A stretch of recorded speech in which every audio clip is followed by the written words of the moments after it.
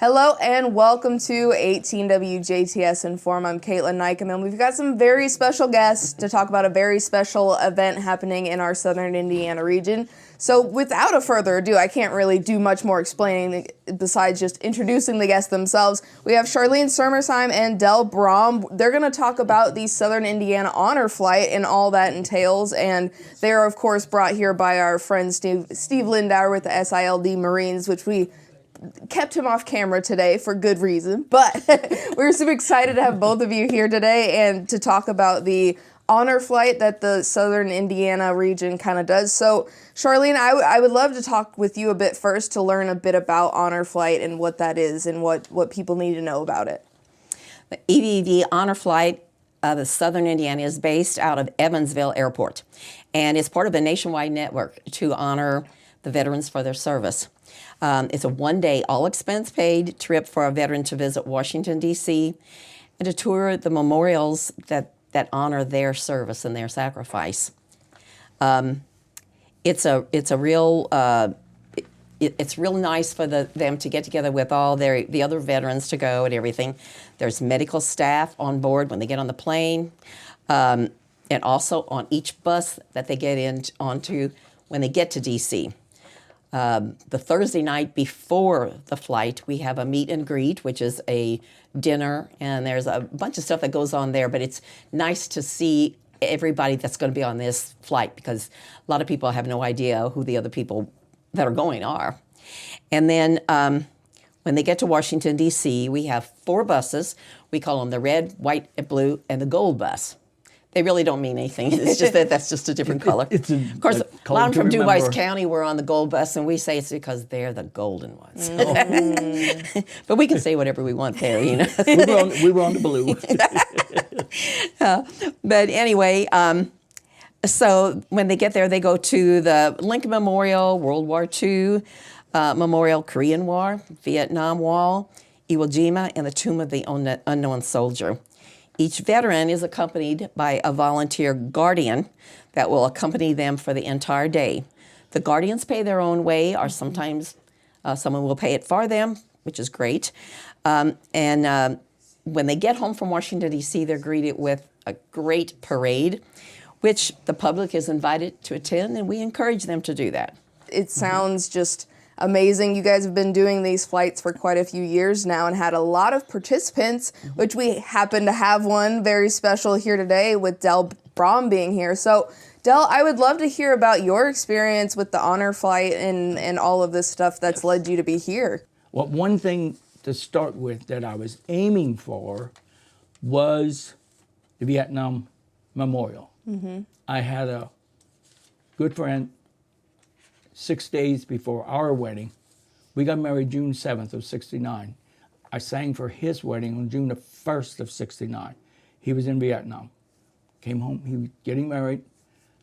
He went back to Vietnam the day before our wedding, wasn't here for our wedding. His brother-in-law was a groomsman in our wedding. So 3 weeks later, he was killed over in Vietnam. My goal was that was in my head as a primary goal. And the tour guide on our bus we talked to her and she says, I'm going to help you. I'm going to help you do that. So what we did, I had gone online and I pulled up David Nord's picture. We went and did the etching. We did the etchings. We did several etchings. I got a picture of us down on where we're kneeling. He is second from the bottom row. His name is there. I got a picture of that. We're down there kneeling down. It's almost like we're praying down there. And she was helping us get the etching also. But that was, and it helped me some closing or whatever you want to call it, some closure on that.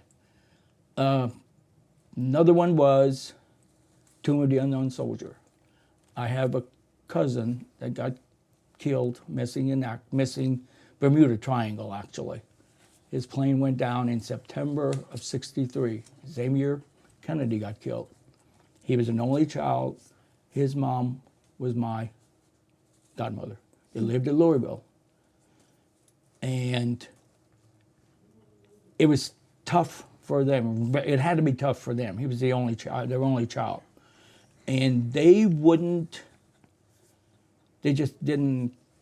talk about it. They wouldn't do anything about it. Until one year, my wife and I were married, and we had 3 sons already, and our youngest was home yet.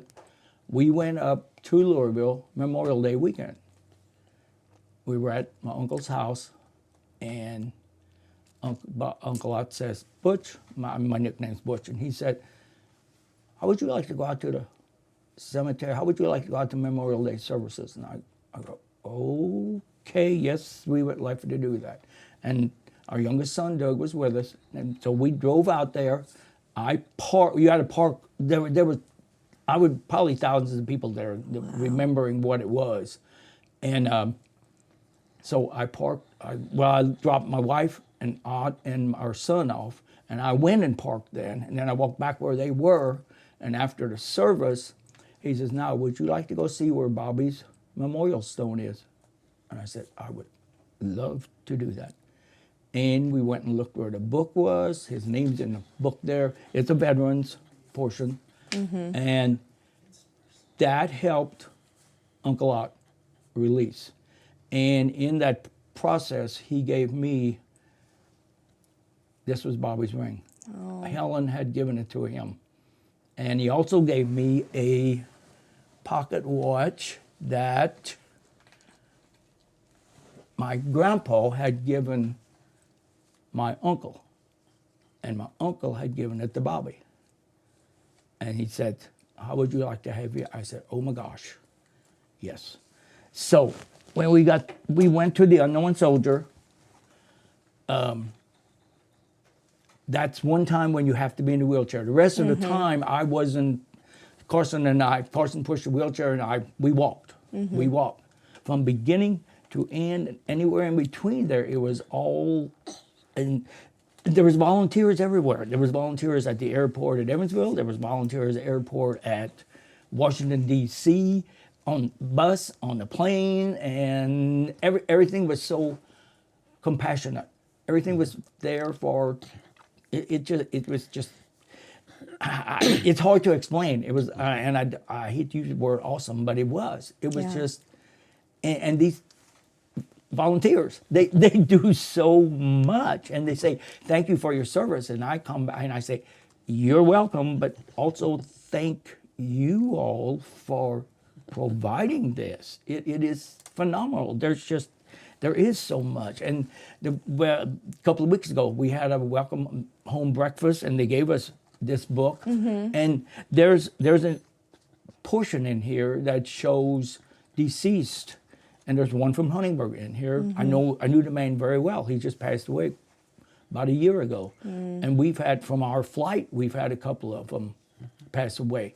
And people, life is too short. If you can do this, please call, sign up, have it done, and enjoy. I have yet to hear anybody, when we came back, that complains and says, oh God, that was horrible. Because it's not. It sounds, again, I'm not saying from experience, but in your recounting, it sounds like for the volunteers, it is a through and through full committed effort in giving these veterans their justice, their peace, their what they need to and heal. You never see a frown on a volunteer's face. They're happy campers. They're happy at what, and that enlightens everybody else. We are just amazed to have you here to share your story on the other side of it. I mean, we had Steve and Charlene and like we were really advocating last time they were here to, get people signed up. It is a once in a lifetime opportunity. At the same time, you'd never know how much time you have left, so signing up immediately is super important. Right. So hearing your story and hearing how it impacted you and how major it was, it is phenomenal. I would love to go over, Charlene, if you'd like to go over how people can sign up. The next flight's coming up in April, so there's a lot to be done before then, and to get people involved, whether it's volunteering or signing up a service member. Sure. In order to sign up, all you need to do is contact me at area code 812-639-3295, or my husband, 812-631-2602, or call us at home, 812-482-7837. And what we do is, all we want is your name, your age, your phone number, and a good time to call you. And then we take that information and we give it to our committee head, who is Steve Lynch. And then he has a committee that will turn around and call you back, and they are the ones that will get a lot more information, medical information, your family, and just a bunch of things about you that they need to know before they get on this flight. And then you get put in a database. And then about 2 months before the flight, there's a call list, which we had on the 3rd of February. Then we are given names to call, names that have been chosen by the committee, and it's ones that could be on the next flight. So we call them and their guardian and set up an interview. And so at that interview, they will go over the stuff that they did on the phone, just to make sure nothing has changed, that everything's right. They would probably want your like your DD-214 or your discharge papers or whatever.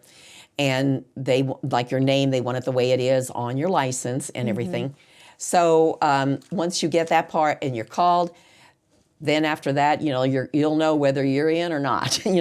So they start with the oldest members that are signed up, or if there's medical issues, pretty serious medical issues, they'll bump you up too.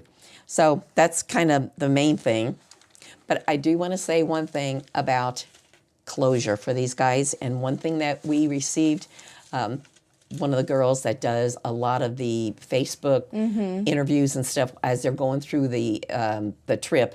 It's on Facebook, minute by minute account. Okay, but one thing that one person said was that this veteran was a Vietnam veteran, and he said he really was reluctant about going. And he said he'd been bitter all these years about how they were treated when they came home, and everybody knows they were not treated very well.